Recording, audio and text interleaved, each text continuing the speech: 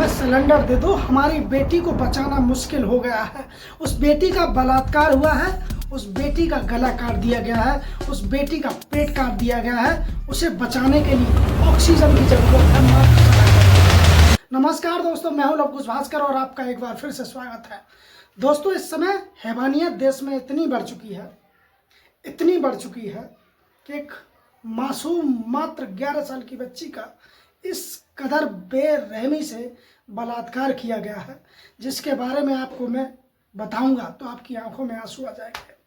जी हाँ दोस्तों, ये घटना है बिहार के मुजफ्फरपुर की, जहां पर एक मात्र 11 साल की मासूम बच्ची को कुछ दरिंदे रेप के मकसद से उठा ले जाते हैं और करीब 1 किलोमीटर दूर ले जाने के बाद उस लड़की के साथ बेरहमी से तो बलात्कार करते हैं।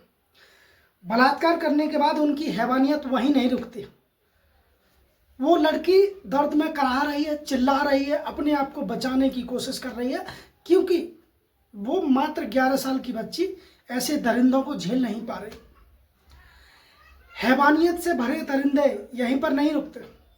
उसके बाद उसकी हत्या के मकसद से उस लड़की का गला काट देते हैं, जैसे कि हाथरस में हुआ था।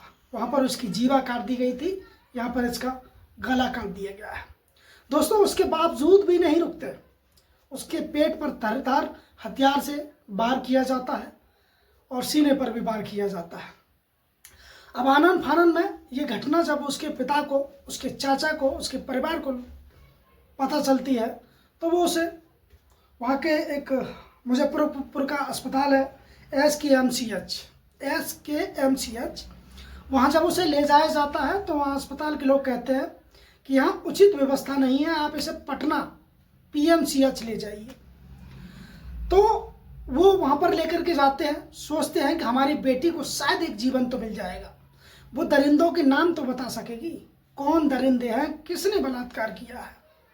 जब वो उम्मीद से एम्बुलेंस के द्वारा PMCH यानी पटना पहुंचते हैं तो वहां भी वही नाटक चल रहा था जो SKMCH में चला था, यानी भाग दौड़। वो बेटी दर्द से तड़प रही है, ब्लड उसके शरीर से निकल रहा है, लेकिन जो डॉक्टर, कुछ जो दरिंदे बने बैठे हैं, उन्हें उस बात से कोई फर्क नहीं पड़ रहा है। वहां ऑक्सीजन की सिलेंडर की कमी हो चुकी थी। उसके पिता ने गुहार लगाई कि हमारे बेटी को ऑक्सीजन प्रदान किया जाए। ऐसा नहीं हुआ। वो लड़की तड़पते तड़पते सुबह करीब 8 बजे उसकी मृत्यु हो गई।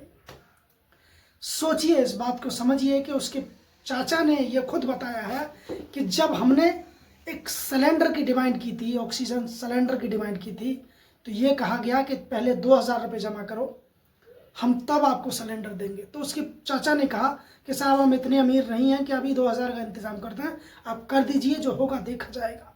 लेकिन ऐसा नहीं हुआ, उसको सिलेंडर प्रदान नहीं किया गया। शायद अगर उसे सिलेंडर दिया जाता तो उसकी जान बच सकती थी।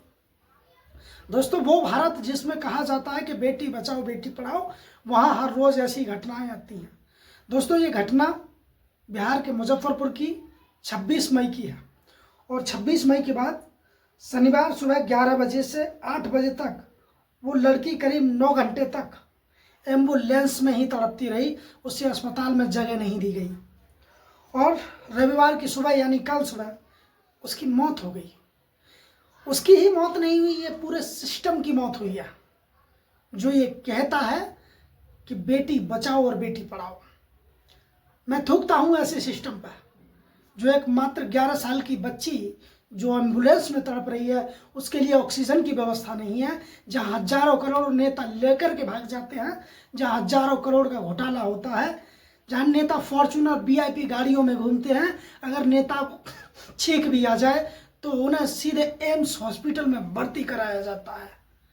वहाँ इस नाबालिग 11 साल की बच्ची, जिसका कुछ हैवान दरिंदों ने बलात्कार किया है, उसको जगह नहीं दी गई। तो शर्म से डूब मर जाना चाहिए पूरे स्टाफ को शर्म से डूब के मर जाना चाहिए और ऐसे अस्पताल में सील लगा देनी चाहिए, मोहर लगा के इसे बंद कर देना चाहिए।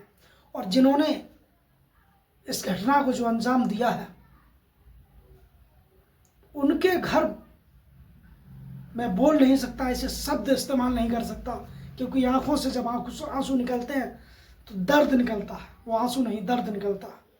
वो लड़की मात्र 11 साल की।